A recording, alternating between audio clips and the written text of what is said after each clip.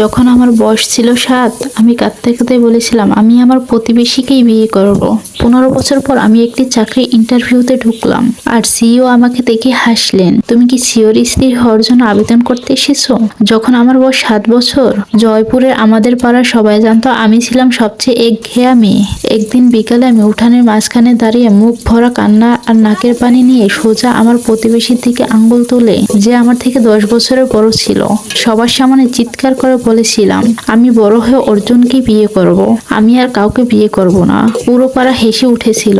আমার মা লজ্জায় আর রাগে আমাকে কান ধরে টেনে ঘরের ভিতরে নিয়ে গেলেন, আর অর্জুন দাঁড়িয়েছিল লজ্জায় লাল হয়ে, কি করবে বুঝতে পারছিল না। বড়রা হাসতে হাসতে বলেছিল, বোকামি, এসব ব্যাপারে তুমি কি বুঝো? কিন্তু আমি স্পষ্ট মনে করতে পারি সেদিন অর্জুন একটু ঝুঁকে আমার মাথায় হাত রেখে নরম গলায় বলেছিল, এই কথা আবার বলবে যখন বড় হবে, এখন ভালো করে পড়াশোনা করো। আমি সঙ্গে সঙ্গে মাথা নেড়েছিলাম। সেদিন থেকে আমার মনে একটা পরিষ্কার লক্ষ্য তৈরি হয়ে গেল, বড় হব, ভালো করে পড়াশোনা করব, আর অর্জুনকে বিয়ে করব। আমার প্রতিবেশী অর্জুন ছিল এমন একজন মানুষ যাকে পাড়ার সবাই ভালোবাসতো। লম্বা, বুদ্ধিমান ও ভদ্র ছেলে। তার বাবা মা ছোটবেলাতেই মারা গিয়েছিলেন। সেই পাশের বাড়িতে তার দাদির সাথে থাকতো। আমি যখন প্রথম শ্রেণীতে পড়ি তখন সে ইতিমধ্যেই বিশ্ববিদ্যালয়ে। প্রতিদিন বিকেলে সে তার বাড়ির সিঁড়িতে বসে বই পড়তো, আর মাঝে মাঝে উঠানে খেলতে থাকা আমাকে লক্ষ্য রাখতো। আমি যদি সাইকেল থেকে পড়ে যেতাম সে আমার ক্ষত পরিষ্কার করে দিত। আমি যদি খারাপ নাম্বার পেতাম সে আমাকে পড়তে সাহায্য করত। ক্লাসের কেউ আমাকে ঠাট্টা করলে সে আমাকে নিয়ে গিয়ে কুলফি কিনে দিত। আমার ছোট্ট পৃথিবীতে অর্জুন ছিল একদম সুপার হিরোর মতো। যখন সে চলে গেল তখন আমি 12 বছর বয়সী। সেটা কোনো বিধয় ছিল না। এক সকালে দেখি তাদের বাড়িতে তালা। তার দাদি মারা গিয়েছিলেন, আর সে পাড়া ছেড়ে চলে গেছে। আমি স্কুল ব্যাগ বুকে জড়িয়ে তাদের গেটের সামনে দাঁড়িয়ে কাঁদছিলাম, যেন আমার শৈশবের একটা অংশ হারিয়ে গিয়েছে। সেদিনের পর থেকে আমি আর তাকে কখনো দেখিনি। 15 বছর পরে আমি বড় হলাম। আমি আর সেই 7 বছরে কাঁদতে থাকা মেয়েটি নই। আমি খুব কঠোর পরিশ্রম করে পড়াশোনা করলাম। দিল্লির একটা নামকরা বিশ্ববিদ্যালয়ে ভর্তি হলাম।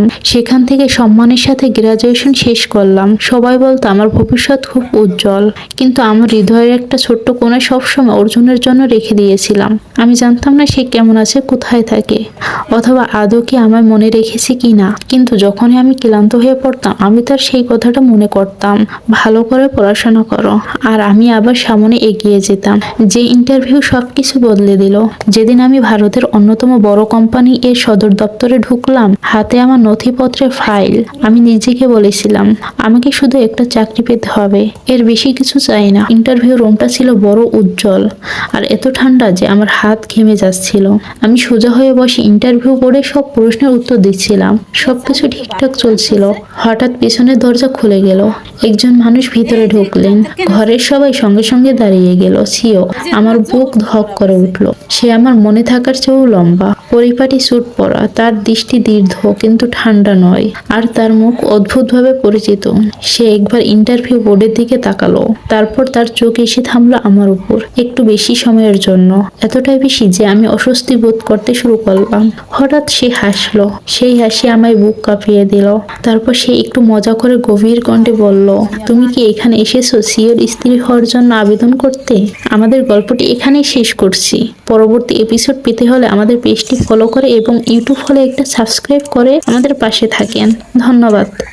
দেখা হচ্ছে আবার পরবর্তী কোনো নতুন ভিডিওতে। আল্লাহ হাফেজ।